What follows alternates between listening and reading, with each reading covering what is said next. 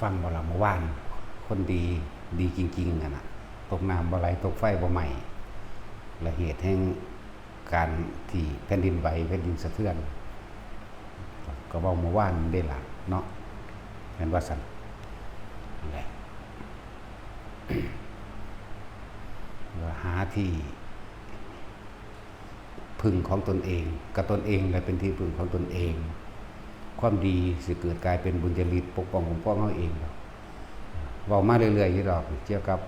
ว่าคนที่เกิดอุบัติเหตุรถคว่ำที่เขาเจ้ามาจากพิษณุโลกก็คือกัน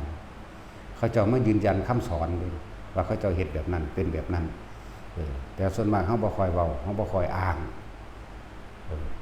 มีแต่เว้าไปแนวอื่นยกเหตุอย่างอื่นยกเหตุอย่างอื่นมาเป็นเครื่องนำรองให้แต่ว่าบ่เจาะจงบุคคลว่าเขาเจ้ามาบายแบบนั้นแบบนี้มันคือเจ้าของอ้างเข้าใจบ่ล่ะแปลว่าบัดนี้อ้างแม่มึงโลดเนาะผู้เขาเจ้ามาจากพิษณุโลกนั่นน่ะนั่นแหละเขาเจ้าฝึกทรงชาติเจริญชาติเขาเจ้ามาเองคือการจับจุดอุณหภูมินั่นแหละลดจิตความสิสั้นสิพุ่งสิซัดต้องแบบนี้นี่เพิ่นเว้าผู้ใดได้เบิ่งคลิปก็เห็นตัวเพิ่นเว้าหน้าซื่นตาบานคือกันตัวนั่นแหละคนมันเกิดประสบการณ์จริงนั่นแหละคือความรู้จริงของเขาเจ้าเว้าแบบลื่นเริงบันเทิงเลยเห็นบ่ล่ะเว้าแบบอาถรรพ์เด้นั่นคนมันผ่านประสบการณ์นั้นที่ว่ารถกิ้งลงจากภูเขานั่นตัวเพิ่นเองคือจังงั้นมีลูกโป่งอยู่ทางในลูกโป่งนี่รถก็กิ้งไปอุบลุกคนก็อยู่เป็นปกติธรรมดานี่บ่เลินเลยเห็นว่าล่ะเสียนบ่เพิ่นเว้าอันยังลูกขนผมบ่สะเทือนเลยนั่นแหละเฮาก็เว้าเรื่อยๆอยู่นั่นแหละคือสิ่งที่ปกปักรักษาตัวเองได้คือตัวเองคือการเฮ็ดให้จิตตัวเองเกิดเป็นสมาธิมีจิตตั้งมั่นเมื่อไม่จิตตั้งมั่นแล้วผลแห่งจิตตั้งมั่นเกิดเป็นสมาบัติแล้วเกิดว่าเป็นบุญนั่นแหละรักษาตัวเองกำลังชาญรักษาตัวเองอีกผู้หนึ่งเขาจะอยู่พิษณุโลกจะไม่ยืนยันให้เลยว่าผมเห็นแบบนี้ผมรอดเพราะว่าอาจารย์นะจังสั้นแล้วมันบ่แม่นเพราะว่าอาจารย์ไปเบิ่งไผรักษาไผเด้อาจารย์เป็นผู้แต่แนะนำให้ซื่อๆเด้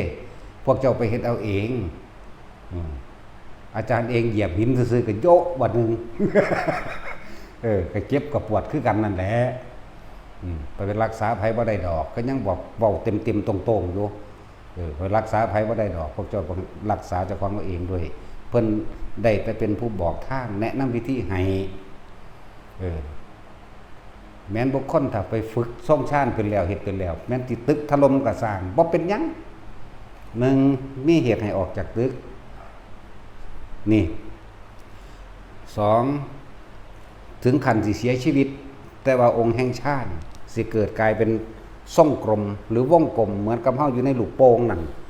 สุดแล้วมากระสร้างบ่มีหยังสะเทือนเฮาได้เลยนั่นแหละเป็นจังซั่นมันบ่แม่นแนวสิไปเว้าโป่งๆตรงๆออกมาพระมันเว้าแบบนั้นบ่ได้แต่คนเว้าโลดจักบ่ล่ะมันก็มีพระวินัยบังคับไว้อยู่เพิ่นว่าบ่ให้อวดเห็นว่าซั่นทั้งพระพุทธเจ้าเพิ่นก็เว้าทำนายไว้แล้วว่าดูก่อนภิกษุทั้งหลายนี่พวกเธอจะชอบประมาณในการบุคคลเพราะการประมาณในบุคคลจะนำทุกโทษภัยมาให้แก่พวกเธอเมื่อภายหลังประมาณแปลว่าพยากรณ์แปลว่าทำนายทำนายว่าจังสั่นจังซี่ถ้ามันเกิดขึ้นจริงบัดนี้เขาสิแลนก็คือเว้าเรื่อยๆอยู่ตัวแม่นบ่ว่าของหายคือเฮาก็เคยว่าได้ท่องมึงผู้นั้นเอาไปตัวพุ่นก็มานำขาเฮาพุ่นเขาจับได้เพราะว่าเป็นน้ำมึงแล้วบอกใบทะเบียนบ้านหายกระเป๋าหายนี่เฮาผ่านมาหลายเหตุการณ์แล้วคนผู้นั้นสิตายเจ้าบ่ต้องไปยิงหนูได้บ่มื้อนี้เจ้าไปวัดมันฟังเฮาจังเม็ดอยู่บ่ล่ะมันบ่ได้ฟังได้นั่นน่ะเจ้าสิตายแบบนี้เป็นแบบนี้เวลาเท่านี้บอกเบิดของเห็นภาพชัดเจนแจ่มใสบ่ผิดผิวจักหน่อยเลย1ศพ2ศพ3ศพ4ศพศพที่5มันสิเป็นเจ้าของที่รู้จักว่าล่ะเขาว่าเฮาเป็นปอบไปกินเขาว่าไปแนวนั้นเด้ นั่นแหละคนบ่ได้ฟังธรรมะคนบ่ได้สนใจเรื่องกรรมบ่ได้สนใจเรื่องมีแต่อยากได้กับอยากได้เฮาก็เลยเฮาบ่เว้าอันแนวเจาะจงลงไปฟังเอาตัวมีสติปัญญาคิดเทียบเอาตัวนั่นแหละจังว่าแต่ละคนเอาเตือนอยู่เสมอได้ล่ะพวกอยู่เมืองนอกเด้อพวกอยู่เมืองนอกก็ยังว่าอยู่ถ้ามันพออยู่พอกินแล้วก็กลับบ้านเขาสิสงครามกันก็เว้ามาแต่ปีเสียเนาะเขาสิสงครามกันเด้อเนี่ยก็สงครามบ่ซั่น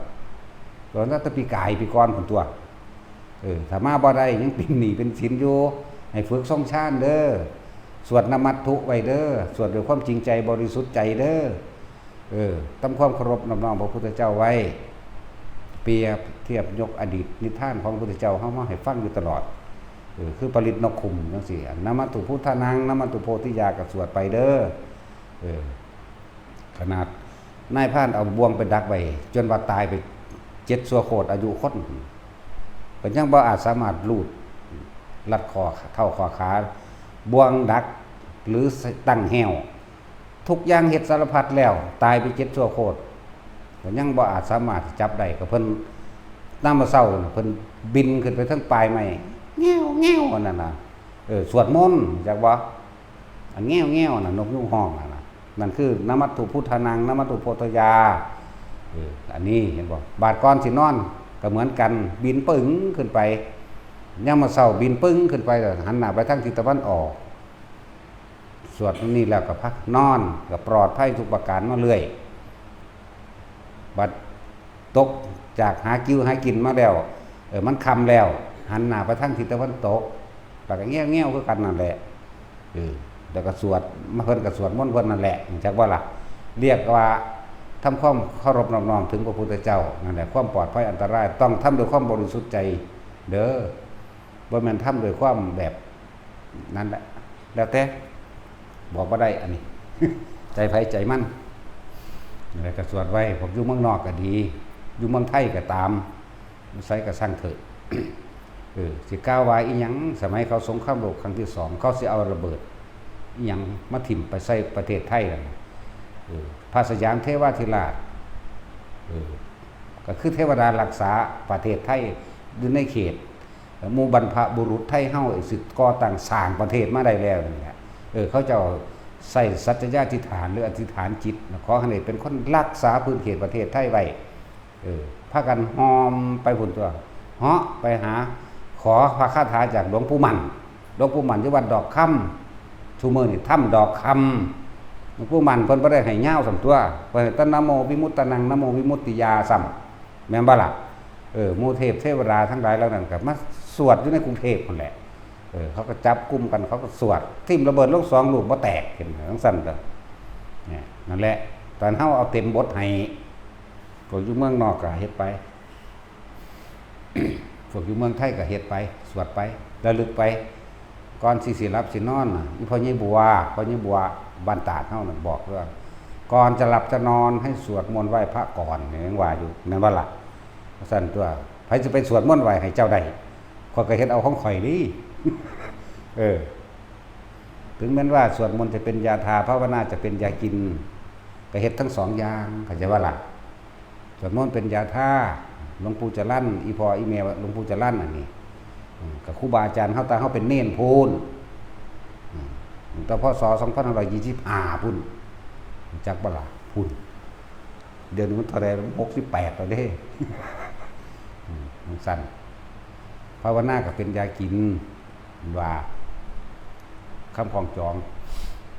พากันเฮ็ดเอานั่นแหละคือที่พึ่งของตนเป็นที่พึ่งอันประเสริฐตนนั่นแหละที่ประเสริฐจริงกับพึ่งตนเอง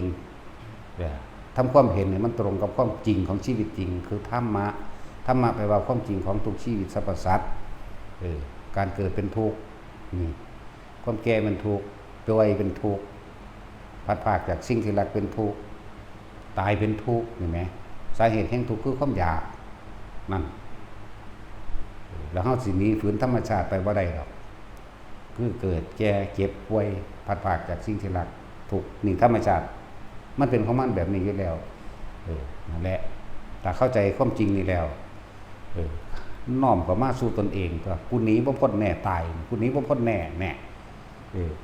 เจ้าสิไปลี่อยู่ไสเจ้าสิเอายาหยังมากินดึงไว้บ่ให้มันแก่ชราบ่ให้มันตายมันบ่มีแหมเจ้าสิไปจ้างไผตายแทนเจ้าสิไปจ้างไผป่วยแทนได้บ่มีปวดแขวเด้จ้างบุกอันนี้มาปวดแขวแทนคณะนี่เอาถ้าจ้างได้นี่ก็ถอนถิ่มเท่านั้นแหละเนาะมีเท่านี้นึงแมั้ยมันสั่นตัวนั่นแหละจังว่าพากันเฮ็ดที่พึ่งของตนเองไว้การทรงชาติเจริญชาติที่เฮาแนะนำกันอยู่เดี๋ยวนี้มีผลมากมีอานิสงส์มากบ่ว่าแต่ผลมากอานิสงส์มากเพราะว่าจังได๋ก็สร้างมันก็เป็นหลักของอานาปานสติอยู่แล้วแต่เฮาหยิบออกหยิบยกขึ้นมาเพื่อให้เกิดเป็นจุดเด่นขึ้นมาให้เข้าใจง่ายให้เป็นหนึ่งขึ้นมาเลื่อนว่าจับจุดวนาโลมก็ต้องอาศัยลมหายใจนี่แหละมันจึงเกิดอาการปิติขึ้นได้เลื่อนว่าทรงชั้นเจริญชาติหรืออานาปานสติอยู่ในปัฐมฌานทุติยฌานจตุตฌานยังก็ว่าไปนั่นแหละ1 2 3 4 4 3 2 1เฮ็ดไปเรื่อยมันก็เกิดกลายเป็นสิ่งพกรักษาตัวเองอานิสงส์แห่งอานาปานสติรู้ลมหายใจกับมีอาการปิติเกิดขึ้นหน้าโล่งนี่แหละระหว่างกลางหน้าผากกลางคิ้วเฮาเองนี่แหละทำมากทำบ่อยอานิสงส์มันในปัจจุบันศาสตร์คือบรรลุอรหันต์ได้เลยในศาสตร์นี้ถ้าว่าได้ในบรรลุอรหันต์ในขณะที่มีชีวิตและยืดยาวต่อไปได้ขณะที่เสียชีวิตจิตสุดท้ายขณะที่ขาดออกจากร่างกายในขณะหนึ่งขณะจิตหนึ่งเท่านั้นเพียงขณะหนึ่งพวกที่ได้นานๆอาจจะเป็น2 คณะ 3 คณะบ่ฮู้จักคณะดอกคนนั่นน่ะผู้ว่าท่านได้เป็นน่ะผู้เป็นแล้วฮู้จักคำว่าคณะจังซั่นบาดสิตายพอดีกับขาดปุ๊บออกจากกันกับร่างเลยนั่นแหละเป็นอรหันต์นี่อานิสงส์ที่1อานิสงส์ที่2อานิสงส์ที่3เขาพึงเข้าสู่อนาคามีคนตายลมหายใจเข้าใจบ่นี่นั่นแล้วอานิสงส์ที่4แม่นบ่ได้อนาคามีไม่แน่อาจจะได้โสดาหรือสกิทาคามีหรือตกอยู่ที่พรหมโลกชั้นใดชั้นหนึ่งเข้าใจบ่นี่นังสั้นตัวเป็นผู้เกิดในพรหมโลกแล้วคนทรงชาติจากวันทรงชาติตายองค์คณะที่ตายแม้ว่าจะหลงลืมสติไปมั่งในขณะที่ไม่ได้อยู่ในฌานหรือทรงฌานจะมีจากว่าผู้บอกเองสติมันจะขึ้นมาเองหรือมีเทพเทวดาผู้เคยได้รับส่วนบุญกุศลจากเขาสิกระซิบใส่หูเองดอกนึกถึงองค์ชาติที่ได้แม้เข้าใจว่าล่ะแนวมันในนิทานธรรมบทก็มีเบิดนั่นแหละสุนัขตะริชวีขี่ตัวคนว่าแต่ของเป็นอรหันต์พระอนาคามีเพิ่นได้ลงมาบอกบ่แม่นลงมาเกิดเด้ลงมาบอกอนาคามีบ่เกิดมีแต่อนาคาอย่างอื่นมันเกิดนั่น แต่ช่วยเจ้าเข้าใจบ่แต่ว่าเข้าใจก็สิบอกแล้วไปสั่นถ้าเข้าใจอยู่ จังซั่นแหละบ่มาเกิดก็เป็นเทพเทวดาธรรมดาอันนึงนี่แหละแต่สิพูดถึงแต่ว่าระดับจิตของเจ้ามันเป็นการเดินว่าพรหมซื่อๆถึงกิ่งเทวดานี่แหละแต่ว่าเขาเจ้าแยกเพื่อเกิดความละเอียดเทวดา6ชั้นนะบ่ล่ะเลื่อนว่ากามาพัชรสวรรค์พรหมโลก20ชั้นจักว่าล่ะก็เป็นเทวดาที่จิตใจทรงพรหมวิหารก็ว่าหรือว่านั่นแหละเขาเจ้าทรงฌานมันอยู่ในระดับอุเบกขามากกว่าโตอุเบกขานี่เป็นตัวรับประกันว่าเป็นพรหมเป็นอาหารของใจตัวปิตินั่นน่ะแล้วจังว่าเน้นย้ำให้แต่ละคนเด้อ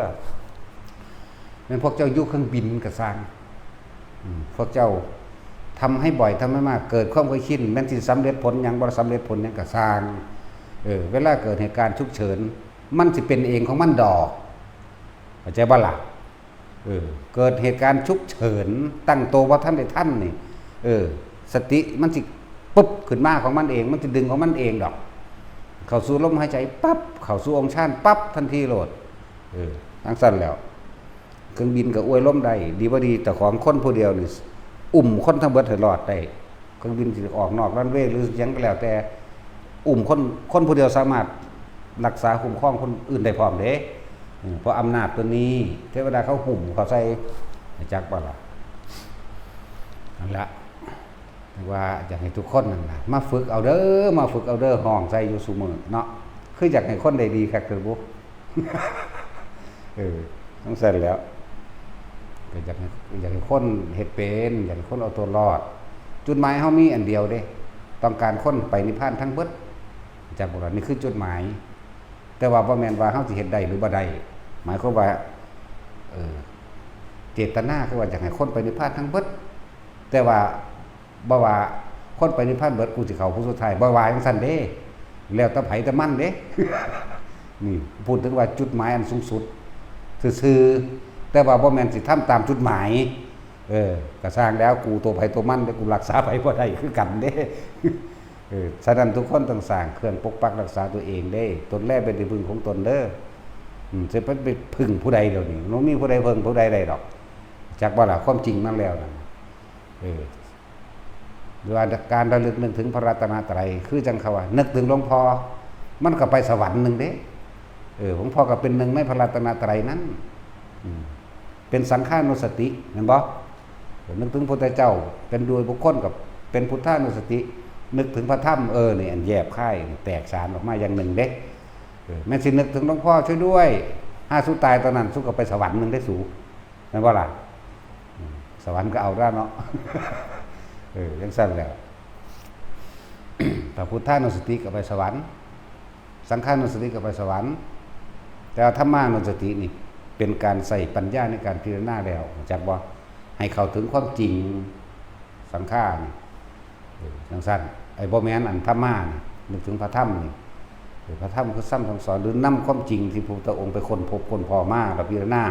ให้กับประสบการณ์จริงชีวิตจริงในตัวเองในเรือนร่างแห่งตนเองในจิตใจแห่งตนเองรูปกับนามตนเอง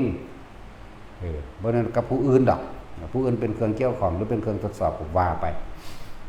นั่นแหละพากันฝึกเอาเด้อพวกอยู่เมืองนอกแต่พออยู่พอกินแล้วพากันกลับมาอยู่บ้านภาคอีสานเป็นภาคของเป็นทินบุญนะม่วนดินทั้งหลายนี่เป็นม่วนดินที่เกาะกันแน่นหนาในปรมาณูหนึ่งแข็งแกร่งที่สุดคือภาคอีสานจักมันบ่มีดอกแผ่นดินไหวภาคอีสานจักบ่ล่ะเป็นสั่นบ่ไหวว่าม่วนของดินมันแน่นหนากว่ากันอันอื่นๆเริ่มโบเบ๋ไปแล้วเด้จักว่าล่ะนั่นแหละมันเจ้าสิทุกการตึกกระสร้างบ่มีถึงขั้นเสียชีวิตจักบ่แต่ว่าถ้าคนทรงชาญเป็นนึกถึงองค์ชาญปั๊บเข้าตัวนี้เป็นอัตโนมัติแม่นบ่นึกกระสร้างเจ้าเคยเฮ็ดไว้นี่มื้อนึง5เทื่อ6เทื่อแต่ละมื้อเนาะหรือเฮ็ดบาดนอนหลับจนว่าตื่นขึ้นนึกถึงแน่จักหน่อยปั๊บพอในมื้อนั้นถึงเจ้าสิเสียชีวิตแล้วนี่ด้วยเหตุอันใดอันหนึ่งเนาะแต่ว่าบ่แม่นถึงอันตายตัวนั้นถึงขั้นเสียชีวิตแต่ว่าสามารถแก้ไขได้คนที่ฝึกไปแล้วพอตายเหตุการณ์ขับปึ๊บหวบลงมาตัวนี้สิแล่นเขาเองได้เขาลมหายใจปั๊บตัวนี้ปั๊บเจ้าสิเป็นคืองงวยสิเป็นงงเนี่ยแม่นแผ่นดินสิถล่มลงไปกระสร้างเจ้าสิถึกวงกลมอันนี้สู้ขึ้นมาเหนือแผ่นดินใดแม้เจ้าสิอยู่กลางตึกถล่มคือมื้อนี้ก็ตามตัวนี้ตัววงกลมอันนี้สมาบัติอันนี้สิสู้เจ้าขึ้นมาทั้งบนเองเจ้าสิบ่สะเทือนแม่ลูกขุมขนเลย คือพ่อใหญ่นั่นล่ะเว้า ผู้เพิ่นมาจากพิษณุโลกเห็นบ่เพิ่นเว้าแบบเบิกบานหน้าตื่นตาบานเว้าแบบอาถรรพ์เพราะว่าเขาเป็นความจริงของเขาอีกผู้นึงก็อยู่โคราชเลยสั่นรถกิ้งตัวใดนับบ่ได้รถนี่กิ้งมุมแล้วก็อยู่รถนี่กิ้งคุมลุมคนอยู่กลางๆนี่จักคนนี่ลูกกองจังออกมาเตะรถโคตรแม่มึงเอ้ยว่าซั่นธรรมดาบ่มีบักอ้วนมื้อนั้นเด้ลูกอีตามักเลาะนี่เนาะมักเลาะคือมักแวะหรือเลาะวะสมชายแวะบ่บ่ซักผมจังเทื่อนั่นน่ะสกปรกใหญ่กันผมก็ยาวๆยุ่งๆโอ้ยว่าสิเอาผงซักผ้าเป่าฝุ่นกินนี่เพิ่นซักอยู่ ซักผมบอกแล้ว แล้วอ้วนๆมันก็รถซ้อนกัน3คันบีบมันคันเดียวเห็นบ่ล่ะ อันกรอบรูปหลวงพ่อแตกจักหน่อยว่าซั่นมึงว่าจังไดมึงว่าหลวงพ่อช่วยด้วยไว้อีหามึงกูไปซอยเขาได้กูนอนหลับกูบ่ฮู้เมื่อเด้ว่ะกูโกนโตอัดตรวจกูไปซอยไปกระซามนั้นว่าจังซั่นเด้อโตเขาเองนั่นแหละของเขาเฮ็ดของเขาเองกับผลแห่งบุญญาฤทธิ์ของเขาเองผลสมาบัติของเขาเองเด้อนั่นแหละ อย่าลืมว่าทุกคนแค่หาอยู่หากินซ้ำตายหากินซ้ำตายเด้อไปก็เลยจะไปพากันหลงไหลในเกียรติในยศในยศถาบรรดาศักดิ์ในอำนาจหลายเด้อสิ่งทั้งหลายเหล่านั้นบ่ได้ปกปักรักษาเจ้าให้พ้นนรกได้ให้พ้นจากเวรกรรมใดเด้เหมือนกับการเล่งกรรมตัวเองเด้นั่นเล่งอกุศลกรรมให้มาให้ผลตัวเองเร็วๆเด้อว่าคิดว่าเจ้าของมียศถาบรรดาศักดิ์และมีอำนาจข้าราชการคือเฮาบอกอยู่หมู่บ้านก็บอกตัวสีกากีเป็นสีของดินนี่ต้องรองรับได้ทุกสรรพสิ่งเข้าใจบ่นี่ร้ายและดีเจ้าของเป็นผู้ประสานสมานมิตรนึงเป็นผู้ไกลเกลี่ยเป็นผู้ทำความเข้าใจให้กับหมู่เราประชาชนเป็นผู้พิทักษ์สันติราษฎร์ให้เกิดความสงบสุขแก่หมู่ประชาชนราษฎรเป็นตัวแทนในหลวงบ่แม่นเอาอำนาจยศถาบรรดาศักดิ์มาบังคับคนหาเงินแต่สมมุตินั้นเป็นแมงเบิดแหละเนาะเอาเลยหน้าท่าได้เลยเด้ดิสิบ่โกงเลยจักนิดนึงหน่อยนึงนั่นถ้ามันบ่แม่นกูตายถ้ามันแม่นให้สู้ตายนี่เอาแม่ท่าได้เลยเบิดทุกคนเลยบ่หลอนบ่เหลือแม่นบ่นั่งอยู่นี่พวกราชการพวกนี้ก็โกงคือกันนั่นแหละคือแท็กซี่กับอันตาจุยอันนี้แม่นบ่ซั่นหลีนั่นแล้วมียังเห็นเมื่อหดพักแค่ข้าวกันหน้านั่นโกงเวลาบ่ละบาทนี่ว่าถ้าโกงเวลาเกาหอนเงินเขาพุ่นแต่จักแล้วมาหา100เด้เนาะอีหลีบ่ละบาทนี่ก็ต้องยอมรับตัวเนาะมาจับมันหลดเด้อมันยอมสารภาพแล้วจังซั่นแล้วนั่นแหละจงพยายามที่สิหาวิธีให้คนเรียกว่าทำบุญหนีบาปพวกอันศาสนาคิดว่าไถ่บาปเนาะทำบุญหนีบาปตัวนั้นมันบ่หายดอกแต่ว่าเฮาพยายามสร้างสิ่งที่มันเป็นกุศลมากขึ้นให้มันทับกันบุญกับบาปมันอยู่คนละกระเป๋ากันอยู่คนละช่องใจกันนะมันบ่อาจสามารถลบกันได้เด้อจึงบอกว่าคนที่เคยโกงแผ่นดินโกงของหลวงเอาเงินหลวงแม้กระทั่งโกงเวลาหลวงจากบ้านคำว่าหลวงนี่คือทำเพื่อประชาชนคนหมู่มากได้หลวงเด้อเป็นตัวแทนของในหลวงให้มาดูแลสุขประชาชนทำความเข้าใจกับประชาชนโกงเวลากระสร้างโกงเงินกระตามโกงทุกอย่างโกงเบิดทุกอย่างล่ะปะแต่สิบ่สรุปแล้วกันเด้ให้พวกเจ้าทำขึ้นแผ่นดินแน่เป็นหนี้แผ่นดินเด้อเป็นหนี้แผ่นดินเด้อมีการสร้างถนนมีการปลูกต้นไม้นี่คือการทำขึ้นมีการสร้างโรงพยาบาลรถพยาบาลอีหยังที่มันเป็นสาธารณะที่ประชาชนทั้งหลายได้ใช้ร่วมกันศาลาพักริมทางแม่นบ่ล่ะจังซั่นแล้วที่ชักจูงชักชวนบอกให้คนสละความเห็นแก่ตัวออกมาแม้นคนละบาท2 บาทล้านก็เอา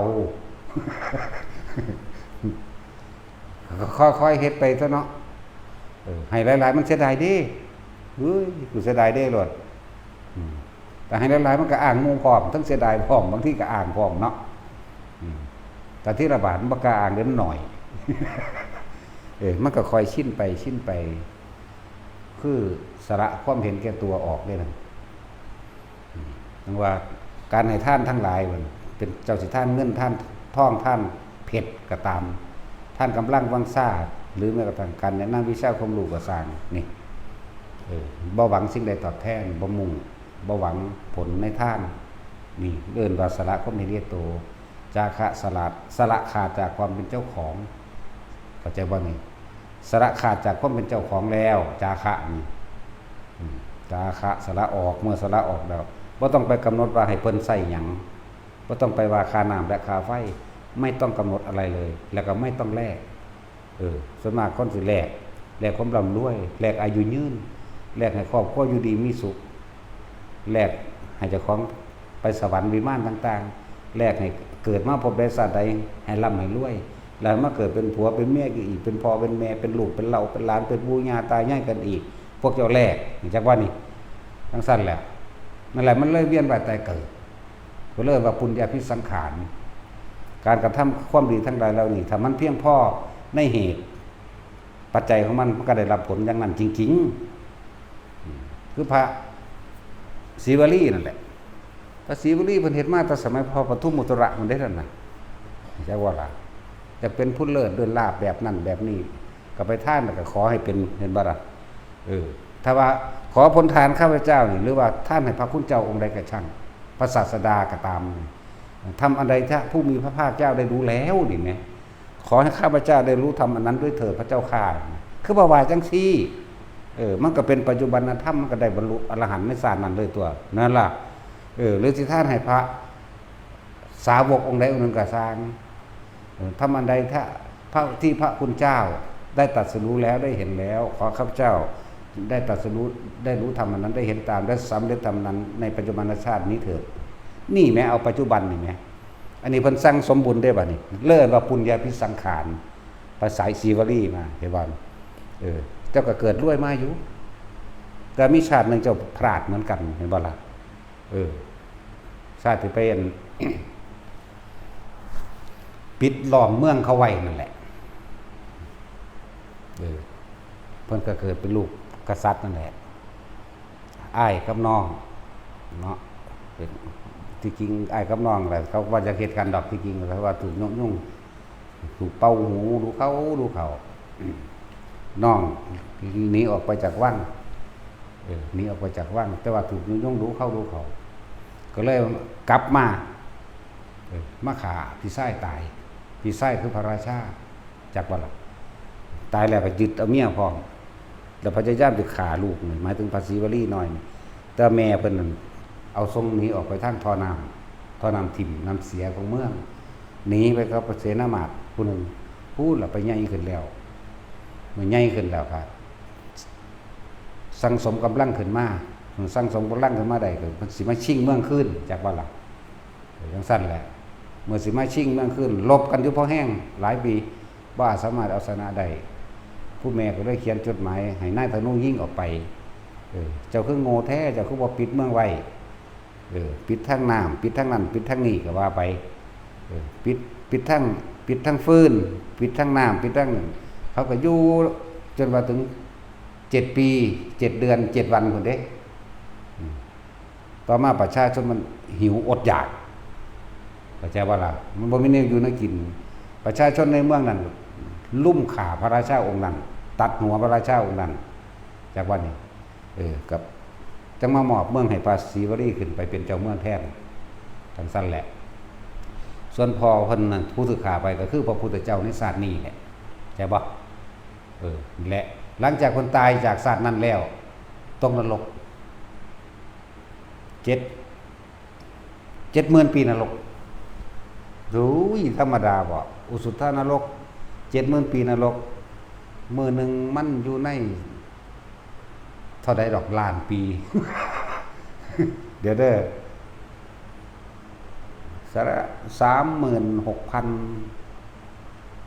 ล้านปี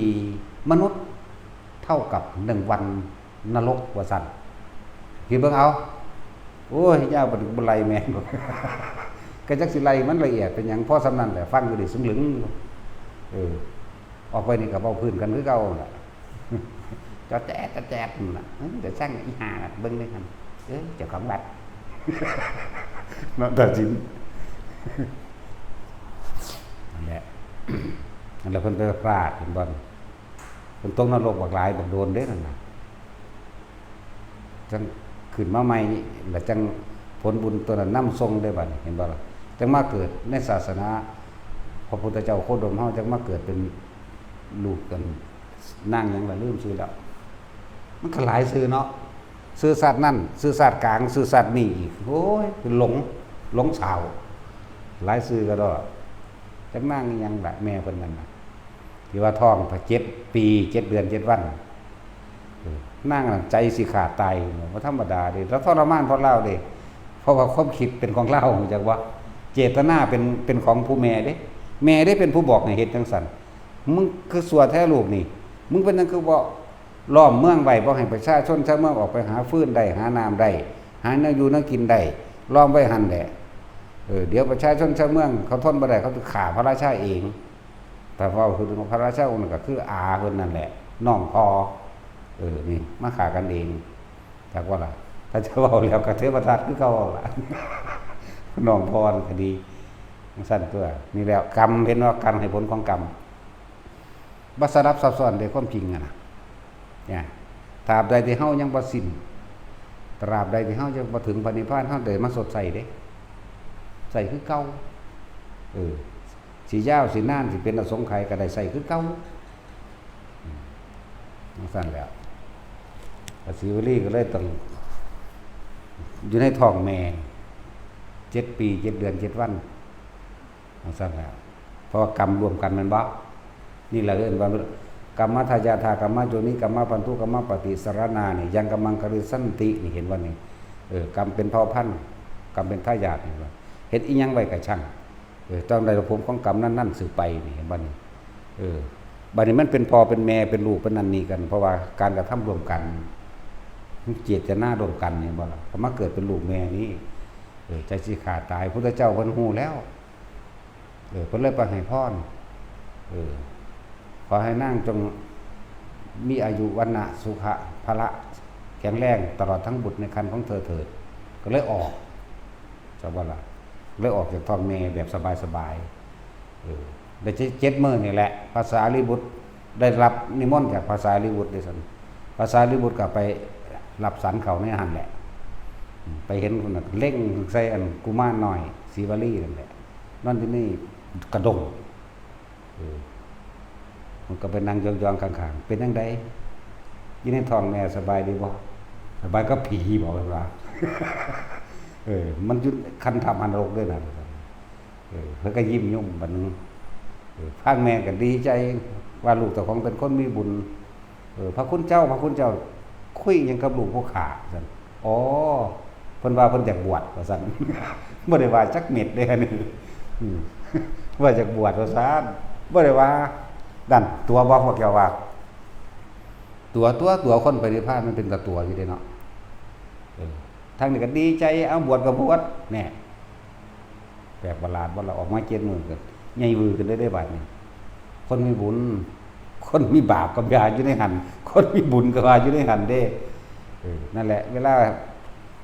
ปุญญาภิสังขารบุญเป็นเครื่องตกแต่งให้เป็นไปดังที่ใจคิดดังที่ตั้งใจดังที่เจตนาก็ได้นั่นแหละถ้าว่าติดดีนี่มันละยากเนาะติดเลวก็ละยากคือกันนั่นแหละเพราะว่าถ้าติดดีติดหยังละอันนั้นยากอันนี้ยากครับติดละยากแม่นพอปานกันเสมอกันเบิดนั่นแหละเนาะแล้วนั่นแหละเป็นเรื่องเล่าของภาษีวลีนี่คือการให้ผลของกรรมเป็นแบบนี้จากนั้นเพียงใดก็สร้างต้องได้รับอยู่ในท้องแม่เท่าใด7 ปี 7 เดือน 7 วันพร้อมเนาะจังสั่นตัวก็เพิ่นเป็นผู้เลิศโดยลาภอยู่แต่ว่าคนทั้งหลายที่มีถึงไปสวดเอาสีวรีจะมหาเทโรเนาะ สวดคาถาภาษีวลีอยากให้รวยคือเพิ่นว่าเด้เอาบาตรมันถูกคือเพิ่นได้แหมเนาะเป็นหยังคือบ่เอาบาตรมันถูกนะก็คิดนึงนะเป็นหยังที่เพิ่นรวยได้ก็ว่า1เพิ่นทำทิสทานอันเป็นท่านเป็นของหายากได้ท่านนำเพิงทั้งนิ่มให้พระพุทธเจ้าปูนทานมาตะพุ่นเด้แต่สมัยพระปทุมมุตระได้ทำนายให้แล้วว่าเธอจะได้เป็นสาวกของผู้นั้นแบบนี้สิเป็นผู้เลิศโดยลาภดุจดังว่าพระสาวกของเราตถาคตองค์นั้นเพิ่นก็ว่าอยู่ดีใจคือว่าสิเป็นมื้ออื่นนี่มันบ่แม่นติจังซั่นแล้วนี่ชีวิตผ่านมาเรื่อยก็เกิดรวยมาเรื่อยอยู่ดอกแต่ไปปราบเกิดเป็นลูกพระราชากษัตริย์ดังที่ว่านี่แหละเกิดแต่ก็อะไรมาอ้อมเมืองเขาเห็นบ่ล่ะเป็นผู้เลิศโดยลาภอยู่เบื้องต้นเหตุนะแม่ว่าจากรวยก็เลยบ่แม่นไปสวดเอาเนาะศรีวลีจะมหาเทโรอยู่หั่น จะรวยบ่เฮ็ดเอามันสิได้บ่ก็ของเพิ่นเด้นั่นน่ะเฮาก็สวดมาบ่แห้งคือกันล่ะโอ้บ่ได้แม่งดอกว่ากูเฮ็ดเอาเองดีกว่าแน่ก็แล้วเด้ล่ะจังซี่แล้วเฮ็ดเอาอยากได้ยังเฮ็ดเอาเด้อยังว่าอยู่แล้วก็สวดคือกันบ่ได้จักเทื่อนั่นแหละเพราะเพิ่นเว้าขึ้นมาเพิ่นเว้าเอาตัวอย่างให้ทำตามบ่แม่นว่าให้คิดเอาสั่นเรื่อยว่าปุญญาภิสังขารบุญเป็นเหตุเป็นปัจจัยพลกแต่งให้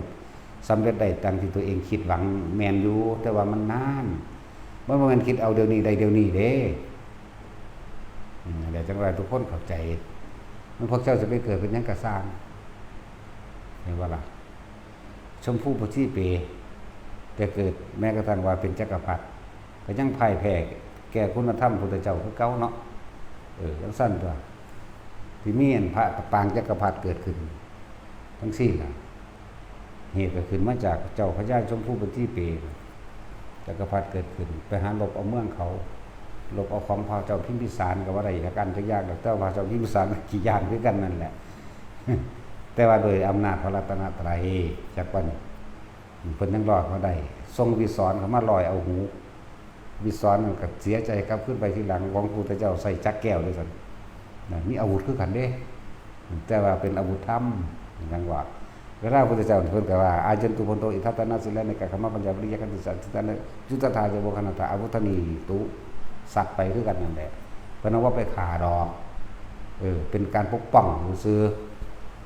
จะได้ว่าล่ะคาถาดีบ่แม่นเว้าสิเอาชนะไผเด้บางคนสวดบ่คนใดคาถาอันนี้สิเอาไปสวดหรือจะเอาไปชนะคนบ่แม่นเด้เขาทำป้องกันซื่อๆเด้บ่ได้ถือเอาความแพ้ลักษณะกับไผลักษณะนั้นแหละทรงฤทธิ์สอนกับสร้างรองเท้าแก้วกับสร้างจักแก้วกับทางทรงเข้ามาแต่ว่าบ่สู่พุทธจักรที่แล้วสุดท้ายมากับพ่ายแพ้กบวชเป็นสาวกพระเจ้ากับบรรลุอรหันต์ข้าวเดียวนักสั่นแต่เว้าเรื่องอันก็ยาวอีกบ่เว้ายาวธรรมดาฝุ่นไปก่อกวนพระเจ้าบัดเซนเอาอันเพิ่นมีดาบด้วยซั่นแป๊กเพิ่นดาบบินที่พระขันจักว่าล่ะพระขันแก้ว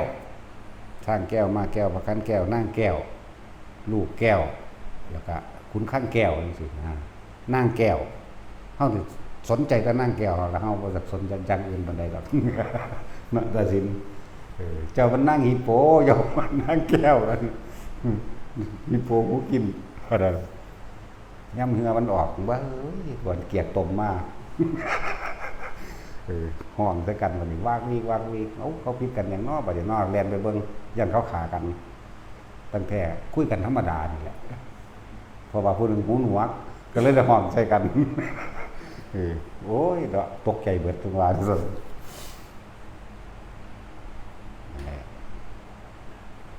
ผู้ใดว่าอยากรวยมันบ่แม่นว่าไปสวดคาถาอันนั้นนี่มันรวยมันบ่รวยดอก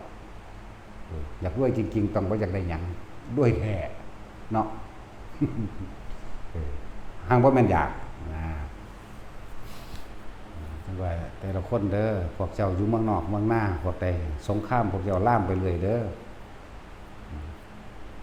เหตุต้นเหตุผลกรรมมันมีเด้พวกเขาสู่กันอยู่อันทางต่างประเทศบ่ว่าสิเป็นรัสเซียยูเครนบ่ว่าสิเป็นอีหยัง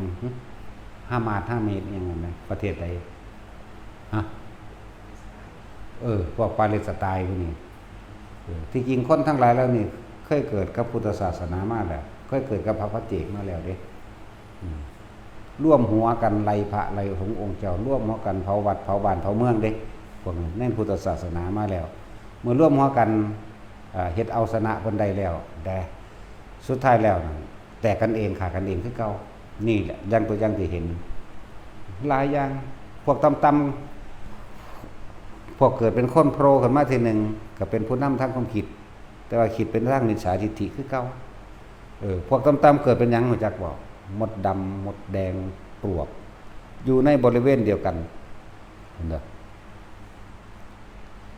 เป็นหยังไฟไหม้ป่าพวกมดดำมดแดงมันตายบ่นั่นแหละจุด เศษแห่งกรรมเนี่ยนะเผากุฏิพระมั่งไล่พระสนะพระได้แล้วพระคนนี้แล้วคือจังพระพระเจกหรือพระอรหันต์หรือสาวกอันใดกระสังปัจจุบันก็ขาดกันเองอันนี้เขาก็มีกรรมเหมือนกันอันพวกนี้พวกไปหาเผาวัดอันก็เลย ตึกถล่มใส่มันก็ดี ตายหลายคือพม่านั่นปะล่ะมันสั่นแหละแล้วพวกที่เศษกรรมที่รวมกันอีกพวกมดพวกแม่งก็ในหันก็มีเด้บ่มันตายแต่คนเด้แต่ใจบ่นี่ละเอียดลึกลงไปอีกเด้คิดว่าบ่มีติหมดแม่งมีเด้เว้าเรื่องกรรมที่จริงบ่สลับซับซ้อนดอกเพียงแต่ว่าเฮาบ่ผ่านความละเอียดของใจตนซื่อๆคือเฮาเห็นไฟไหม้ป่านี่หมดแม่งต่างๆตายบักหลายเด้เขาก็เคยเผาป่ามาแล้วคือกันพวกหมดแม่งทั้งหลายบางพวกก็ถือน้ำหมุนน้ำวนลงมาเขาก็เคยเบื่อป่าเขาก็เคยเห็ดหลายๆอย่างในการทรมานผู้อื่นเด้นั่นแหละได้รับเบิดทุกสัดส่วนเด้อแต่บ่พ้นเพียงใดเขาสิพ้นเฮ็ดเอาเองเด้ไปตกนรกก็เจ้าของเฮ็ดเอาเองเป็นเปรตก็เจ้าของเฮ็ดเอาเองโลภเอาเองโลกอยากได้อันดังนี้เอาเองเด้คิดโลภขึ้นมานะโอ้ยยันตะบ่ได้ไปเป็นเดรัจฉานเจ้าของก็ไปหลงในทรัพย์สมบัติเจ้าของเองนั่นแหละสิไปสวรรค์ก็ขึ้นอยู่กับผลทานผลศีลของเจ้าของเองที่ตัวเองนึกถึงพรหมโลกก็ขึ้นอยู่กับการทรงของชาติของตัวเองเด้นิพพานก็ขึ้นอยู่กับการบ่มีความอยากตัวเดียวจบแล้วเนาะบ่อยากตนเองเฮ็ดเอาเองได้บ่ผู้อื่นเฮ็ดให้เด้อนั่นแหละว่าสั่นสิเน้นย้ำให้ทุกคนมีเครื่องอยู่ของตนเองบ่แล้วก็เป็นของที่เฮ็ดได้ง่ายๆคนที่มาฝึกหัดปฏิบัตินำนั่นน่ะอย่าเอาความรู้มานำเด้อมาแบบคนโง่ที่สุดมาแบบคนบ่รู้จักหยังมันจังเป็นง่ายถ้ามามีแบบความรู้มาหลายๆนี่สิมาเป็นอรหันต์มาเลยโอ้ยจังได๋มันก็บ่เป็นอันนั้นจักว่าล่ะมาจากสอนเพิ่นโลดโอ้ยเฮาบ่สอนได้เฮาสอนนั่งฟังคำสอนเขาเนาะท่านสิปล่อยให้เว้าโลดเด้ไปนำเด้อเด้ครับไปนำก็แล้วตัวสบายดีแหละมาฝึกยอมรับตัวเองว่าตัวเองละคิดว่าท่านได้เป็นมั้ยละความคิดว่าท่านได้เป็นรู้บ่เท่าทันความคิดเจ้าของมั้ยต้องยอมรับตัวเองเด้พวกละนันทิละต้องละนันทิทิ้งเลยอย่างนั้นอย่างนี้บ่มีทางเอาความคิดละความคิดมันละบ่ได้แล้วมาฝึกเอานี่ประสบการณ์จริงของจริงมันละแบบใดละต้องบ่คิดถ้าคิดไม่ใช่ละแค่ความเห็นเห็นบ่ละความเห็นละความคิดตัวถ้าจักละได้แท้ๆมันมีวิธีฝึกอยู่กับมาฝึกเอาแต่ซ่านเหลือบตาเบิ่งปลายดังเจ้าของซื่อเพ่งสายตาต้อมสายตาใส่ปลายดังหายใจเข้าพูดหายใจออกโทเฮ็ดเล่นๆเฮ็ดบ่ต้องไปหวังผลอีหยังกับมันรู้แต่ลมหายใจเข้านี่สุดกระดูกดังอ่อนนี่แหมกระดูกอ่อนอยู่ดังนิดนึงแหมป้าตัวบอกปานนี้พุ่นเด้ที่แรกก็เฮ็ดทดลองแบบหายใจลึกๆเบิ่งก่อนแต่ว่าบ่ต้องไปตามลมอย่าความรู้สึกตามลมเอาลมแค่ว่าสุดกระดูกอ่อนอยู่ดังเจ้าของนี่แหมสูดลมหายใจเข้าวืดเข้านี่สุดอยู่ตรงนี้เวลาออกบ่ตามก็ได้สูดเข้าออกเข้าออกนั่นแหละบัดนี้ก็เฮ็ดเล่นๆรู้ลมเข้ารู้ลมออกอยู่หั่นหรือมีคำบริกรรมก็หายใจเข้าพุทออกโทเข้าพุทออกโทความรู้สึกอันนึงสิเกิดขึ้นระหว่างกลางคิ้วนิ่มๆนุ่มๆก็ว่าบางคนก็ว่าเป็นคือปลาบอนบุญๆบางคนก็ยังโอ้ยสารพัดศัพท์ที่เขามาใส่ศัพท์ใหม่ให้เฮานั่นเป็นบุญๆเป็นคือปลาบอนก็มีเฮาว่านิ่มๆนุ่มๆอยู่นี่นะนั่นแหละสำนั้นมันก็เป็นปฐมฌานได้แล้วที่นี่ฝึกไปเรื่อยค่อยๆเฮ็ดไปเรื่อยๆจนเกิดความเคยชินแล้วเป็นเองดอกเฮาเริ่มต้นบังคับแน่ถ้าชั้นที่1ชั้นที่1ก็บังคับแน่ต้องควบคุมความคิดต้องพยายามแน่อยู่ในที่1หากบ่ต้องมันพยายามหนักดอกทำมั่งไม่ทำมั่งก็ช่างมันนั่นแหละไปชั้นที่2มันเป็นเราเอง เฮาบ่ได้ตั้งเจตนาสิคิดให้มันเป็นเลยมันเป็นปึ๊บขึ้นมาโลดคนเป็นแล้วฮู้จักหน้าตัวที่3มันก็เป็นเองตัวที่4มันก็เป็นเองเขามีหน้าที่รู้อยู่กับว่าที่มันเป็นในสิ่งที่มันเป็นในความรู้สึกเท่านั้นเองแล้วก็อยู่กับแค่ความรู้สึกแค่นั้นเองบัดนี้อยู่เท่าตายผมอยู่กับความรู้สึกตนน่ะคำว่าสมาธิแปลว่าจิตตั้งมั่นไว้ใสเอาฐานใดเป็นฐานที่ตั้งแห่งจิตเอาฐานใดเป็นที่ตั้งแห่งความรู้สึกจิตกับผู้รู้กับจิตมันเดียวกันแหละรู้หยังก็รู้สึกซื่อๆนี่แหละรู้สึกนิ่มๆน้อยๆอยู่กลางหน้าผากเฮานี่โลดเนี่ยเอาจุดนี้ซะก่อนจุดเดียวเฮ็ดไปเรื่อยถ้ามันเคลื่อนไปตรงกลางหัวเคลื่อนลงสมองเคลื่อนลงกลางอกก็รู้อยู่กับความรู้สึกตัวบ่แม่นสิว่ารู้สึกอยู่หม้องเดียวบางทีมันก็เคลื่อนไปบนหัวมั่งมันหนุบหนาบเพื่อเอามือเศร้าหัวนี่บางทีก็คือจังเป็นลมหัวกุดอยู่ข้างหัวเฮานี่ตัวบางทีมันก็เสื่อมลงในสมองมันวาบลงเข้ามาในสมองก็เย็นสงบอยู่หั่นเด้อลึกล้ำหั่นบางทีมันก็ลงรองทำกลางหน้าอกมันบ่เป็นจุดดอกกว้างๆบางที่มีอาการขนขิ้งลุกขึ้นพาก็บ่ต้องไปสนใจอาการขนขิ้งลุกขนขิ้งลุกเพราะว่าหยังทั้งที่เฮามีจุดสมมุติว่ามันเกิดเนือบหนาบอยู่ในระหว่างกลางหน้าผากเฮานี่เป็นขนขิ้งลุกพาวืดแต่เป็นความผ่อนคลายมีความรู้สึกสบายใจเป็นความอิ่มขึ้นมาอย่างนึงบางพวกก็คือเจ้ากรรมนายเวรมาเอาบุญนำกับแม่นญาติพี่น้องเฮามาเอาบุญนำกับแม่นบางพวกที่มีเห็นนิมิตเด้อจะว่าเห็นผีเห็นเปรตรูปร่างหน้าตาทุลักทุเลบ่สวยบ่งามอย่าไปย่านเด้พี่น้องเจ้าของเด้นั่นน่ะอาจสิเป็นพ่อเป็นแม่ลุงป้าอาปู่ย่าตายายมีมาแล้วในอดีตนับประมาณบ่ได้เด้มีโอกาสมีจังหวะปรากฏกินขึ้นได้สำนั้นนึกในใจเลยขอผลทานบุญกุศลกรรมดีคือข้าก็ทำมาหมดนี้จงมีแด่สรรพสัตว์ทั้งหลายมีที่สุดมีวิมานก็ว่าเลยของเฮาเว้ารวมเฮาสิเจาะจงก็บ่ได้นอกจากเฮาเจาะจงที่ว่ามันเป็นตนเจาะอันนี้พวกนี้ร่วมเอาบ่ได้เนี่ยมันบ่ละเอียดปานนั้นดอกแต่ฟังเบิ่งอยู่นี่เนาะจักสิเคยเห็นเรื่อยๆบ่นั่นแหละคนบ่มีบุญจังซั่นแล้วแต่เห็นเป็นโตมาเนี่ยเฮาให้เจาะจงเลยเจาะจงเฮาบ่ได้ว่างากเด้ขอบุญนี้ถึงแต่ท่านผู้นี้จบเลยเฮาเว้าซ้ำนี้นึงเด้ท่านผู้นี้เท่านี้ของมันเป็นอยู่ตลอดเวลาทุกเมื่อของมันเนาะแล้วเฮานั่งอยู่ซื่อๆนึงมาล่ะบุญนี้ท่านผู้นี้หายปั๊บบางประเภทเอาว่าเป็นหยุมน้ำแข็งน้ำกาเฮาอยู่นั่นจะว่าได้ใส่วิธีรำคาญจักว่าล่ะใส่วิธีให้หนีล่ะปะบอกว่ามึงว่าแนวนี้มันก็ว่าบ่เป็นเด้ฟังไว้ดีๆเด้ออันพวกอิจฉาริษยาคนเวลาเขาชวนไปทำบุญทำทานไปฟังธรรมบางหันมื้อนี้บ่มีจิตใจยินดีกับเขาบ่โมทนาเป็นหรือว่าไปวัดที่ผู้บ่พอใจนี่สาบแช่งเขาเว้ยพวกผีพวกเปรตเนี่ยขนาดบอกว่าเฮาอุทิศว่าขอผลทานบุญกุศลกรรมดีนี่จงถึงแด่ท่านผู้นี้ก็เอาบ่เป็นว่าจังได๋น้อว่าคิดไปเอามึงว่าจังซี่นำกูเด้อด้วยอานุภาพหรือด้วยพุทธานุภาพธรรมานุภาพสังฆานุภาพขอข้าพเจ้าจงเป็นผู้มีส่วนแห่งบุญกับท่านผู้นี้เถิดมันก็ว่าบ่เป็นมันบ่ธรรมดาเด้คนอิจฉาริษยาเอาบุญบ่เป็นเห็นบ่ล่ะเฮาอุทิศให้1 2 3เสือกเกิดกลายเป็นหอกดาบเหลาแหลมติดไฟพร้อมเด้ว่าธรรมดาเด้พุ่งเขาใส่แผ่นหลังเลยเด้ไปยังไงจังซี่ก็มีแต่ว่าเฮาบ่ได้ตั้งว่าสิให้เฮ็ดมันเป็นไสมันเป็นเอาเองเด้นั่นน่ะจักบ่ล่ะนั่นแหละพวกอิจฉาริษยาพวกฮู้จักอนุโมทนาสาธุกับไผเป็นบ่มีความยินดีร่วม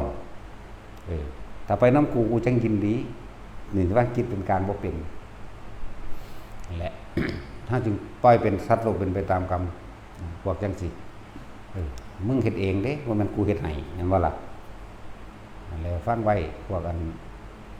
มันเขาสิไปวัดใดก็ช่างไปกับครูบาอาจารย์ใดก็ช่างสาธุนำเด้อแล้วก็แล้วตัวนำบ่ล่ะโอ้ยกูสั่งหลวงพ่อนั่นกูไปดักมึงก็ด่าคนถ้าเดี๋ยวก็ด่าหมาสีแม่มึงนี่เนาะคือเฮานี่แหละ ก็เรียกว่าโคตรพ่อโคตรแม่ นี่กูสร้างกูไปแบบเศร้าอย่าไปเด้อสูพี่ตะผีตะเป็ดอย่าไปว่าเด้เขาไม่ได้ไปขาไผ่เลยนั่นบ่ล่ะมันสั้นแล้วโมทนานำตัวสาธุนำเด้อแล้วก็แล้วไปมันบ่เต็มใจว่าก็ฝืนเว้าซะก่อนฝืนไปฝืนมามันก็เต็มเองตัวมันบ่แม่นเรื่องข้อขาดบาดตายเด้เนาะเว้าแล้วสิแขวโลนออกโลนก็บ่แม่นนะข้อขาดออกครึ่งนึงโลนก็บ่แม่นเนาะแต่สินจังซั่นแล้วแหละว่าซั่นสิให้ทุกคนสุดสมชาติเนาะการวางจิตเป็นกลางเด้มันถึงมันสิเป็นอุเบกขาเวทนามันก็เป็นกลางคือเก่าก็อาศัยตัวอุเบกขาเวทนานี่เด้สิรู้ลึกเข้าไปสู่คำว่าสังขารุเปกขายานใดก็อาศัยตัวนี้เด้เป็นย่ามให้เป็นนายประตูเป็นนายตะวันเป็นย่ามเป็นผู้จับผิดความคิดเขาเจ้าของเองเพราะไปมีความรู้สึกกับผู้อื่นหลายคนต้องยอมรับตัวเองเด้อส่วนมากเฮานี่เอาความรู้สึกไปอยู่นำผู้อื่นพูนพบเป็นดังพุทนาก็อาศัยบุคคลผู้เฮาไปคิดถึงเอานั่นแหละเข้าใจว่าบัดนี้แล้วก็มโนว่านี่นึกภาพทั้งสั้นทั้งสี่ไปเกิดอารมณ์พอใจแล้วบ่พอใจนั่นแหละมันเกิดแล้วพบเกิดแล้วอาศัยบุคคลผู้นั้นเด้อาศัยบุคคลผู้นั้นบ่แม่นบ่แล่นไปกระของคิดขึ้นมาเอาเองคิดไปถึงเขาเอาเองนั่นแล้วหาวิธีหลอกความคิดไว้มันไปคิดถึงผู้อื่นนั่นตัวอยู่กับตัวเองนั่นตัวอยู่กับตัวเองคือทำความรู้สึกอยู่ในระหว่างกลางคิ้วเฮานี่ล่ะนิ่มๆนวลๆนุ่มๆด้วยหน้าผากก็ว่าอยู่ในตัวเองยังก็ได้กายเวทนาจิตตั้งอยู่ในเวทนาแห่งกายจักว่ากายเวทนาจิตมีความรู้สึกอยู่ในกายจักบ่นี่กายเวทนาจิตเวทนากายมันจะลึกเข้าไปสู่ธรรมและอธรรมมันสิเห็นโลกธรรมทั้งหลายทั้งปวงดอกมันสิเห็นดอกแต่พิจารณาเข้าไปเรื่อยแน่นะมันถึงมีดอกเวลาพิจารณาของมันคือเฮาฟังธรรมเดี๋ยวนี้ก็เอิ้นว่าพิจารณาไปตามได้เห็นบ่ล่ะจังซั่นแหละมันก็เห็นความจริงของมันทุกคนกันเด้อทุกคนก็สรุปผลแห่งธรรมที่ได้ยินได้ฟังได้เหมือนกันคนเฮาเกิดมาหากินซ้ำตายเนาะแน่มันจะยอมรับได้แต่ปัจจุบันมันรักษาว่ามันเป็นซื่อเห็นบ่สรุปผลเรียกว่าทัศนะหรือสัมมาทิฏฐิก็ว่าไปมีความเห็นตามเป็นจริงอยู่แล้วล่ะไผก็ดีเกิดมาตายเกิดมาเจ็บไข้ได้ป่วยนี่มันยอมรับอยู่แต่ว่าส่วนมากมันบ่ค่อยอยู่กับตัวเองจิตเลยบ่มีกำลังอยากบ่ล่ะสมาธิบ่มีกำลังก็ว่าจิตบ่มีกำลังก็ว่าจิตบ่ตั้งมั่นจังว่าตั้งมั่นนี่มันจะต้องบ่หวั่นไหวกับสิ่งที่เข้ามากระทบคำว่ากระทบคือเห็นตาเห็นหูได้ยินหูดังได้กินนี่นะลิ้นรสกระทบสัมผัสทางกายแต่ถ้ามันบ่คิดบ่นึกความรู้สึกอันเป็นพอใจแล้วบ่พอใจมันเกิดบ่ได้มันก็เป็นสังขารุเปกขายานตัวเราต้องอาศัยตัวอุเบกขาเนี่ยเอาอาการที่เป็นอาหารของใจมาเป็นเครื่องยืนยันเจ้าของเองว่าตอนนี้เขามีความรู้สึกเฉยๆกับสิ่งทั้งหลายทั้งปวงจับว่าเฉยไปเฉยมาเห็นฮอดความคิดเจ้าของตัวบัดความคิดมันก็ถูกรู้ได้ตัวถึงแม้สิมีการคิดอยู่กับช่างบัดนี้แต่ว่าเฮาบ่ได้ไปมีอารมณ์ความรู้สึกกับสิ่งที่มันคิดจักว่าล่ะมันเป็นสัญญามันคิดขึ้นของมันเอาเองนั่นแหละคนที่มีความคิดอยู่แต่ว่าความรู้สึกตัวอันเกิดนิ่มนวลอยู่ระหว่างกลางหน้าผากเจ้าของนั่นน่ะบ่ต้องตกใจปล่อยมันคิดเลยแต่ให้อยู่ในความรู้สึกนี้ถ้ามันเป็นเรื่อยก็ถ้าความรู้สึกนี้หายเมื่อไหร่ดึงกลับมาหาความรู้สึกนี้ซะก่อนเด้อความรู้สึกนวลกลางหน้าผากคือเก่าครับก่อนเด้อถ้าหายเมื่อไหร่แอบไปคิดกับมันแล้วเป็นความรู้สึกเกิดกับสิ่งที่คิดแล้วนี่พบเกิดแล้วแต่ว่าถ้ารู้สึกตัวเมื่อไหร่ดึงกลับมาปั๊บขึ้นมาปั๊บถ้าวันคิดก็ปล่อยคิดเลยอย่าให้ความรู้สึกนี้ออกถึงแม้มันสิคิดไปก็คิดไปเลยคิดไปเกิดมันจิตมันมีกำลังมันตั้งมันที่เห็นเองเห็นอย่างเห็นความคิดอันนี้เลยเกิดว่าเป็นผู้รู้อยู่ตั้งหากจากวันรู้กับรู้อยู่ตั้งหากรู้บ่มีโตรู้บ่มีตนเอาความคิดจังหนึ่งรู้จังหนึ่งร่างกายจังหนึ่งเด้เนี่ยเป็น3ระดับจัง4แหละเป็นแบบนี้อันที่เคยเห็นร่างกายเห็นแต่ของนอนอยู่เด้นอนอยู่เบิ่งว่าผู้รู้กันจังหนึ่งเบิ่งคิดกันจังหนึ่งมันแปลกประหลาดบ่ล่ะ นั่นแหละผู้ใดเฮ็ดเป็นแล้วก็สิเข้าใจเองดอกคนเฮาบ่รู้จักว่าตัวเองบ่ได้มีความรู้สึกตัวในตัวเองเด้ไปมีความรู้สึกพอใจกับบุคคลสัตว์สิ่งของทรัพย์สินแม่นบ่นี่มันบ่รู้สึกตัวเด้แค่ทำความรู้สึกตัวอยู่กับตัวเองนี่มันก็พ้นแล้วยังว่าอยู่ทำให้บ่อยทำให้มากให้มันชิน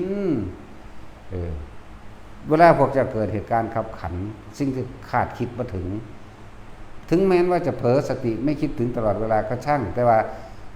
ถ้าแม้นนั่นเรียกว่ามันได้เกิน 50% แล้วเนาะฟ้าผ่าเปรี้ยงมันเข้าเองนะ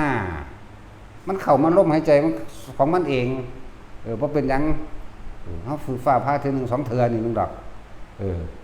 เอาไปมาแล้วบ่ตกใจเด้ฟ้าผ่าก็เลยนั่นแหละไปแยะเข้ามาตะกี้ตกใจอยู่ฝึกไปฝึกมาฝึกไปก็บ่ตกใจบางที่เขา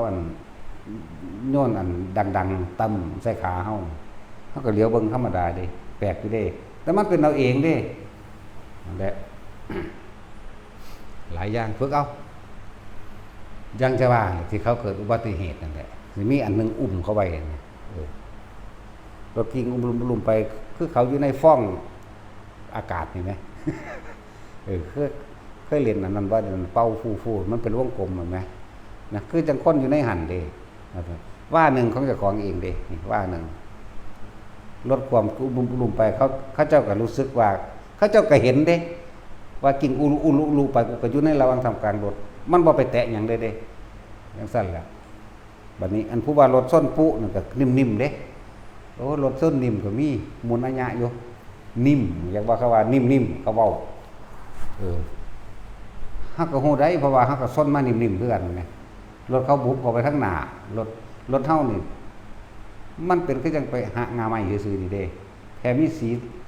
สีขาวสมัติเท่าจังหน่อยเท่านั้นนึงเด้แล้วว่ามึงสิเอาเรื่องบ่ซั่นก็บ่ตัวกูจอดมึงแลมาส้นกูจนว่ารถตู้ถอยหลังมันเด้นิ่มๆมื้อนั้นไปนั่งน้ำแน่บุยายหยังยายเราเมื่อบางเรื่องว่าเราตายแล้วยายดอกนี้ยายหยังน้อยายสงวนตายแล้วบ่ฮะยายสงวนเจ้าตายแล้วบ่ถามยายสงวนเป็นไดว่านิ่มไหมนิ่มว่าซั่นนิ่มที่บาปรถส้นกันเป็นนิ่มเนาะแต่ว่ามันเป็นจังซั่นอีหลีรถมันนิ่มอีหลีเมื่อนั้นบักกันอีเบนเนาะเป็นคนขับเนาะเบนได้ครับอันแล้วเขาก็ส้นปึ้งจนว่ารถตรูขึ้นหลังรถเฮาบ่เป็นหยังรถเขาบุบเข้าไปหอดหม้อน้ำฟงออกไอ้ฝาหม้อน้ำฟงออกตัวนั่นแหละอันแหละเป็นจังซั่นที่เขาเว้ามาก็เป็นจริงเพราะว่าเฮาก็เป็นมาแล้วคือกันมันบ่ค้านกันเด้ฝึกไว้เถิดแนวป้องกันตัวของเองแม้นถึงว่าหมดอายุจริงๆไม่เจ็บปวดเด้อบ่เจ็บปวดเด้อเพราะว่ามันสิหนีมันรู้ตัวก่อนจักบ่มันรู้นี่มันออกก่อนออกจากร่างกายก่อนตัดขาดจากความรู้สึกของร่างกายมันบ่เลยบ่เจ็บบ่ปวดดีดปึงออกเลยเด้พวกนี้ถึงเวลาสิตายแบบอุบัติเหตุก็มีอยู่เหมือนกันกับพระโมคคัลลาถึกขาตายนั่นแหมเพิ่นออกไปก่อนแล้วเด้นั่นน่ะเข้าใจบ่นี่บ่อยากสิถามไว้ดอกเข้าใจบ่ดีนั่นเด้อซึ่งลึงเพิ่นออกรู้ตัวแล้วเพิ่นออกไปก่อนแล้วนี่เขาก็ทุบร่างกายซื่อๆแล้วเพิ่นจังมาร่วมทอดกระดูกเขาไหมจังว่าเฮ็ดเป็นพระโมคคัลลาประสานกระดูกก็มาสวดมาทองเอาอีกแล้วเนาะมีอีกเด้คาถาต่อกระดูกอีกเนาะทั้งบ่บอกหรอกลืมนี่เป็นจริงนั่นสั่นแหละแล้วเพิ่นจังมาทูลลาพระพุทธเจ้าพระพุทธเจ้าจึงเป็นผู้เอาไปเผาเองพุทธเจ้าทำชาวบ้านคิดเองได้พระโมคคัลลาเผาเองแล้วบรรจุกระดูกอธิษฐานเองพร้อมจักว่าล่ะสั่นแหละอีกองค์หนึ่งคือง้อส้นตายเห็นว่าพายังพาหิยะบอกนะเขาพาหิยะเห็นบ่นี่บรรลุอรหันต์ข้าวเดียวหนึ่งองค์นี่เนาะออกไปนอกทง งัวส้นตายเพิ่นบ่เจ็บเด้เพิ่นออกก่อนมันจังซั่นแหละจักสิวางได้ตัวลูกมันก็บ่มีโตเนาะมันก็ไปของมันเองแหมในสมัยปัจจุบันมื้อนี้ก็คือการที่คือเฮาฟังข่าวอันพระอรหันต์เครื่องบินพระตกพระอรหันต์ตายเบิดคนยังเบิดหลวงปู่สวัสดิ์สวโจจังซี่แหมหลวงปู่จวนกุรเชโถหลวงปู่บุญมาทิตาเปโมแล้วก็หลวงปู่ยังอยู่วัดอภัยดำรงองค์ใหญ่หลวงปู่วันอุตตโมแล้วพอปู่สิงห์ทองเห็นบ่นั่นนี่พระอรหันต์5องค์ตายเบิดคนขับเครื่องบินบ่ตายนั่งบานก็บ่ตายคนหลอดพระอรหันต์ตายแน่จังซั่นแล้วพระเจ้าไปกำหนดไปก่อนแล้วนี่พวกเจ้าเขาเจ้ามันมีสติวินัยโยอยู่แล้วจักว่าเป็นอัตโนมัติแล้วเขาเจ้ายิ้มหัวรอหยอกกันเฉยเด้ยิ่งแอกเฉยเลยนะโอ้ยยันว่าโอ้ยสบายเนาะฮ้อนบังก็เด้น่ะฟ้ากับผ้าเครื่องบินนี่ไปตอนฟ้าผ้าเครื่องบินนั่นแหละจักว่าล่ะจังปัวลงหน้าดูอันปทุมธานีตกลงทงหน้าเขาเจ้ามันไปก่อนแล้วบ่เจ็บดอกแล้วพวกเขาเจ้าเก่งแล้วจักว่าล่ะฝึกเอาเด้อฝึกให้ไผบ่ได้เด้ป้องกันผู้ใดก็บ่ได้อีกบ่ได้รักษาอย่างผู้ใดได้อีกเด้อนี่แหละตัวไผตัวมันโลดแต่คำว่าตัวไผตัวมันก็บ่แปลว่าไปเบียดเบียนไผดอกบ่คมเหงบ่รังแกผู้ใดดอกสิ่งเหล่านี้มันบ่อาจสามารถสิรองรับกันได้ความเจ็บปวดรองรับให้กันบ่ได้แต่จุ้ยเจ้าหักเมียเจ้าเวลาเมียเจ้าปวดหัวเอามาก็สิปวดแทนได้เยอะอ่ะมีธรรมดาเจ้าแล้วเนาะมันสั่นด้วยเวลาเจ้าเวลาเจ็บท้องเอามากก็สิเจ็บแทนตัวใดอีกเวลาคิดมากมากก็สิคิดมากแทนก็บ่ได้อีกเด้คิดเอาเองเนาะเวลาเฒ่าก็คือกันมากก็สิเฒ่าแทนแบบนี้ก็เฒ่าบ่ได้อีกหูกูก็บ่ยอมเฒ่าคือกันเฒ่าซะเบิ่งกูอยากเฒ่าเนาะแต่ก็เฒ่าพอกันนั่นแหละยิ่งความตายแล้วเอาแล้วเลยเป็นเจ้าสิกอดกันอยู่กะสร้างตายคือเก่านี่แหละแนวนี่คือความจริงที่เฮาสรุปลงได้เลยทุกคนเกิดมาตายนี่ค่อยสิทำนายได้ถึงเบิดเลยแนวนี้คือว่าทุกคนเกิดมาตายแม่เนาะอันนี้ผู้ใดมาถามมึงเนี่ยแปลว่าบ่ตายทำหน้าถือกันเดียวนี่ล่ะเกิดมาอยู่นี่ตายเบิดเกิดอยู่หม่องเฮาบ่เห็นกันซางตายเบิดนั่นแหละเป็นยังพุทธเจ้าเพิ่นคือเน้นย้ำสั่งสอนพวกเฮาสัพพปาปัสสะเด้ออักขรนังกุศลาสุปสัมปทานิสัจจิตะปริโยทวรังเอตังพุทธนะสสาสังนี่คือคำสั่งสอนของพระพุทธเจ้าทุกพระองค์พร้อมทรงอารมณ์นั้นเป็นกุศลการทรงชาตินี่แหละจังว่าให้พวกเฮามาฝึกให้แปลบางเรื่องในปาติโมกข์ในหนังสือสวดมนต์ทำวัดของเฮาเองปาติโมกข์โอวาทปาติโมกข์แปลเต็มเฮาเห็นในอันอื่นๆน่ะก็เจ้าแปลสั้นๆเนาะจงยังจิตให้เขารอดปลอดจากอกุศลทั้งปวงเหมือนว่าซั่นเพิ่นจังมาแปลแค่ว่าขันติปรมังตโปติติขาเนาะขันติเป็นตบะอย่างยิ่งจักแม่นยังเป็นตบะฮู้จักตลอดกะบะเนาะแม่นบ่ซั่นท่านตัดสินมึงแม่ฮู้จักว่าตบะแปลว่าหยังบ่จักนี่ตบะแปลกขันติเป็นความอดทนข่มใจเป็นอย่างยิ่งที่จะนำเข้าสู่ความสำเร็จมีพระนิพพานเป็นที่สุดจักบ่ล่ะเนี่ยเพิ่นก็แปลมาซ้ำนี้นึงเด้อดเอาเด้อทนเอาเด้อต่อคำบอกต่อคำสอนต่อการกระทบกระทั่งซึ่งกันและกันแน่พูดบัดนี้เพิ่นไล่บรรยายไปจนว่าให้หาเครื่องอยู่พุ่นวิตกวิจารณังภูปสมานิอัจฉตังสัมปสาตนังเกตโสเอโกทิภาวังอภิตกังวิจารังวิเวกชังปิติสุขังปัตตมังชานังอุสัมปชาวิหารตินั่นให้อยู่ในชั้นที่1มั่งที่2มั่งที่3มั่งที่4มั่งนั่นแหละจนบ่อยจนมากจนชินนั่นแหละเฮาก็สิค่อยเห็นเป็นทางไปแห่งพระนิพพานนั่นแหละจิตมีกำลังสมาธิตั้งมั่นอยู่ในฐานอันดีแล้วเข้าสู่ความเป็นอุเบกขาได้แล้วก็ไหลเข้าสู่การเห็นสังขารุปเบกขายานได้มันพอลงไปนี่แล้วก็สามารถละอาสวะขยะยานบัดอาสวะอารมณ์ที่ยังคล้องเกี่ยวอยู่ค ของอยู่กับหยังอารมณ์ของอยู่กับความพอใจตัวเดียวนั่นก็ไปหันตัวถ้ามีญาณะญาณังแปลว่ารู้เท่าทันความเห็นของตนเอง มันก็จบลงมาหันเองนั่นแหละแปลจนจบเลยในหนังสือสวดมนต์ทำวัดเท่านั้นแหละอ่านจังเถื่อบ่ปุ๊เนาะอุตส่าห์บืนแปลเลยเด้ บืนเอาเด้นั่นน่ะพอแห้งอยู่เด้จริงๆมันลืมแล้วล่ะถ้าโดนล่ะบาลีก็เป็นมาแต่เป็นเน่นนั่นแหละแต่ทิ่มเบิดแล้วว่าอันนี้สำคัญมากนะก็บืนเอาเลยจักพิษจักถือแต่ไปนิพพานได้ก็เอาเถอะนาเนาะเอาสมาทาน